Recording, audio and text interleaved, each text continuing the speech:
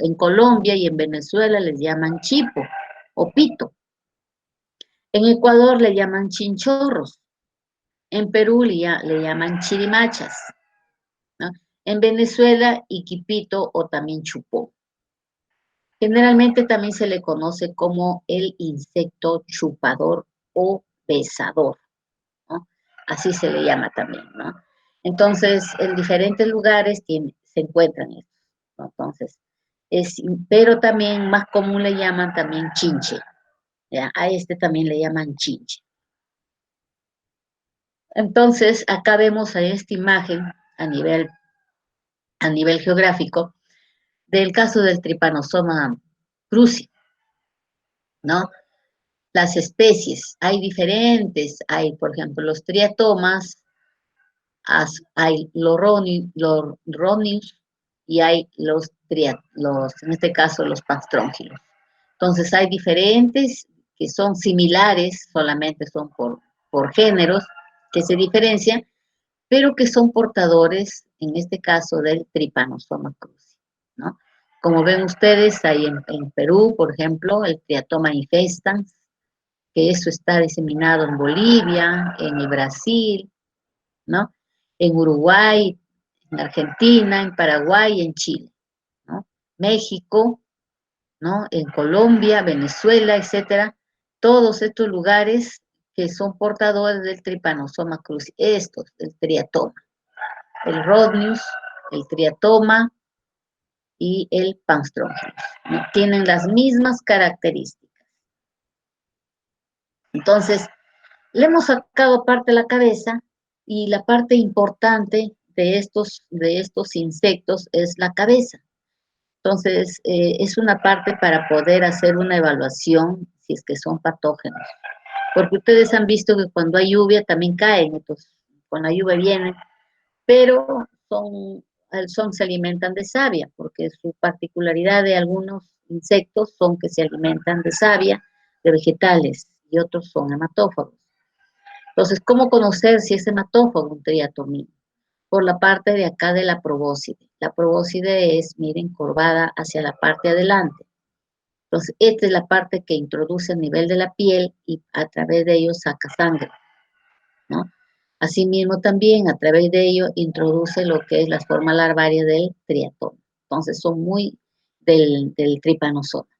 Entonces, en base a esto, de acuerdo al estudio entomológico, podemos decir si es hematófago o no, por la posición de esta probóscide, ¿no? Entonces, ¿cómo son? Más o menos, ¿cuánto miden? Más o menos entre 5 a 45 milímetros, o pueden llegar a 20 a 28 milímetros, o sea, el tamaño. Color negro, café oscuro, ¿no? Pueden tener franjas o no, son de colores, de dos colores, ¿no? Un cuello muy alargado, eso es lo que le da las características, ¿no? Tienen sus ocelos, ojos compuestos, cabeza cilíndrica o cónica y una antena filiforme con 3 segmentos, ¿no? El rostelo dividido en 3 segmentos, ¿no? Entonces vemos acá los pantrógilos, el triatoma y el rhodnius, ¿no? Acá vemos, miren, los ojos, vemos aparte de la cabeza, las antenas, ¿no? Las antenas, ¿no? Miren cómo están los ojos compuestos, ¿no? Los ocelos, ¿no?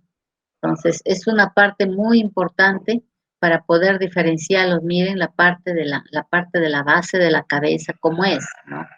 La forma que tiene, ¿no? Entonces, y sobre todo, como les decía, alargado. En esto consiste también el tamaño, son anchos, otros son alargados. Ya, entonces, esas son las características de estos géneros. Entonces, el ciclo biológico.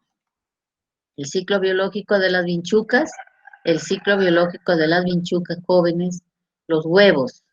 Tiene 1, 2, 3, 4, 5 fases ninfales. Huevos con ninfa 1, ninfa 2, ninfa 3, ninfa 4, ninfa 5, ¿no? Y el adulto hembra y el adulto macho. Entonces son las fases ninfales. Ya, entonces, cuando nosotros hablamos, en el caso de los insectos, no todos tienen, así como los ácaros, el mismo ciclo vital. Por ejemplo, en el caso de las vinchucas, son 5 fases de ninfales, ¿no? Y huevo, 5 fases de ninfa y adultos. Ojo, acuérdense bien las fases ninfales de las vinchucas. ¿Por qué es importante? Porque tiene una forma particular de la diseminación del problema del tripanosoma. Por ejemplo, ustedes ven acá los dedos de un pie donde están ellos caminando, miren, ya llenos de sangre, alimentándose de sangre, ¿no? Miren, si no son pequeños, son regulares. Entonces, miren las características, el color, las 3 pares de patas y la tremenda cabeza con la probóscide y los ojos.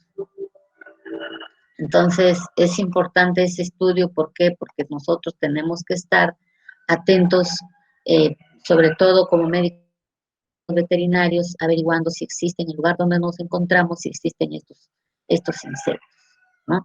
Ya ustedes, para hacerles recordar que dentro de lo que es la forma de hospedero intermediario, sobre el problema de la tripanosomiasis o el mal de Chagas, entonces ellos son los que portan dentro de su organismo las fases larvarias, 3 fases larvarias, ¿no? Y vemos, por ejemplo, que al finalizar ellos ingieren un tripomastigote y dentro de su organismo va a ser la fase larvaria, esa mastigote, promastigote y epimastigote, 3 fases larvarias, ¿cierto? Entonces, cuando ellos van a sacar sangre, van a introducir el tripanosoma o el tripomastigote adulto, y cuando hacemos frotis sanguíneo vamos a encontrar esta fase larvaria que es el tripomastigote, ¿no es cierto? Adulto. Porque también es importante, como les digo, primero porque afecta las partes, los párpados, y lo más importante es que llega a afectar también el hígado y el vaso, ¿no? Entonces aquí vemos que el niño le están haciendo un hemocultivo, ¿no? Para ver si tiene o no tiene tripanosoma por el problema del edema palpebral, ¿no?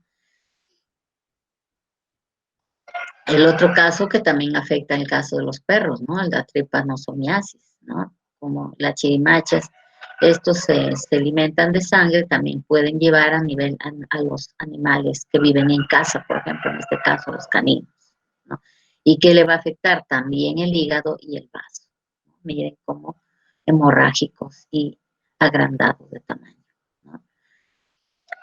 Como les decía, la parte de la cabeza, los rondios prolixus y el triatoma infesta.